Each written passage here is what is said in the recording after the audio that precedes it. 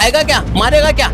और वैसे कहते में उसके एक और लड़का निकलता है बाहर, वो सामने खड़े हो जाता है। जो मेरे बच्चों को मार रहे हैं, मेरे परिवार को, कल को क्या मुझे मेरी जान को खतरा नहीं है। घसीट के ले आ रहे हैं, मार रहे हैं, पीट रहे हैं, दुकान लूट रहे हैं, उसके बाद भी प्रशासन कोई एक्शन नहीं ले रहा है। मेरी जान को अब भी खतरा है क्योंकि वो लड़के आज भी यहीं घूम रहे हैं। देहरादून में बीते महीने कई वारदातें, जहां एक और वारदात देहरादून के एक ज्वेलरी शॉप चलाने वाले नीरज रस्तोगी के स्कूटर को एक कार सवार ने जोरदार टक्कर मारी, जिसके बाद दोनों पक्षों के बीच बातचीत मारपीट में तब्दील हो जाती है। जब मारपीट होती है तो ज्वेलरी शॉप के मालिक का बेटा भी बीच में आता है, जिसमें मालिक के बेटे को काफी चोटें आई।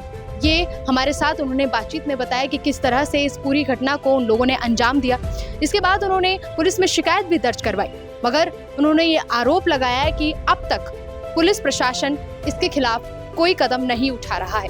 साथ ही उन्होंने ये भी कहा कि अगर मेरी जान को कोई भी खतरा होता है या मैं मर जाऊं या मुझे मार दिया जाए तो इसकी पूरी जिम्मेदारी देहरादून पुलिस प्रशासन की होगी। आइए आपको सुनवाते हैं क्या बोल रहे हैं ज्वेलरी शॉप के मालिक नीरज रस्तोगी। साथ ही नीरज रस्तोगी ने अपना परिचय देते हुए ये भी कहा कि वो हिंदू एकता परिषद रुद्र दल के अध्यक्ष हैं। जब अध्यक्ष की बात नहीं सुनी जा रही तो आम जनता की बात क्या सुनी जाती होगी, ये सोचने वाली बात है। आइए सुनवाते हैं आपको क्या बोल रहे हैं नीरज रस्तोगी। ये घटना है 11 तारीख की रात की 9:30 बजे की, 9:15 से 9:30 बजे तक के बीच की, और ज़्यादा से 20 से 25 मिनट के अंदर ये सब कुछ हुआ है मेरे साथ में। मैं शाम के समय हमारी एक मीटिंग चल रही थी संगठन की, हमारा स्थापना दिवस आ रहा है, उसकी मीटिंग में तैयारी कर रहे थे। जब तक एक बराबर में कार आके खड़ी होती है, हम तो समझ रहे थे ऐसी नॉर्मल, मुझे नहीं पता था कार खड़ी भी है।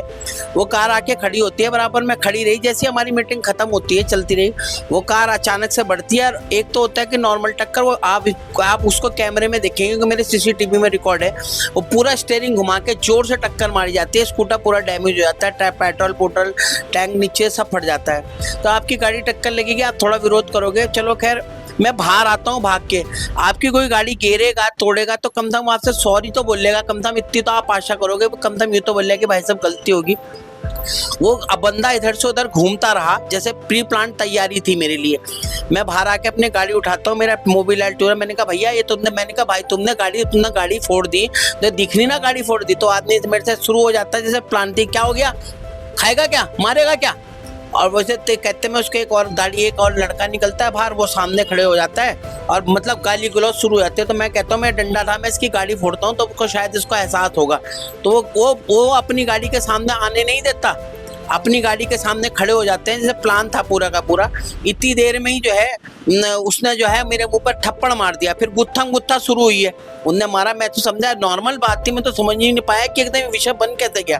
इतनी देर में लड़ाई चल रही थी, तो उसने उसके साथ एक आदमी था, मेरे बेटे का इतना जबरदस्त काटा है, उसके मांस निकाल लिया काट के, उसको मारा, मुझे पकड़े, बराबर से चाट वाला आता है, उसने मुझे पकड़ लिया, सबने मुझे दाब लिया और मेरे बेटे को पिटने छोड़ दिया। उन्होंने खूब तब इससे मारा सड़क पे।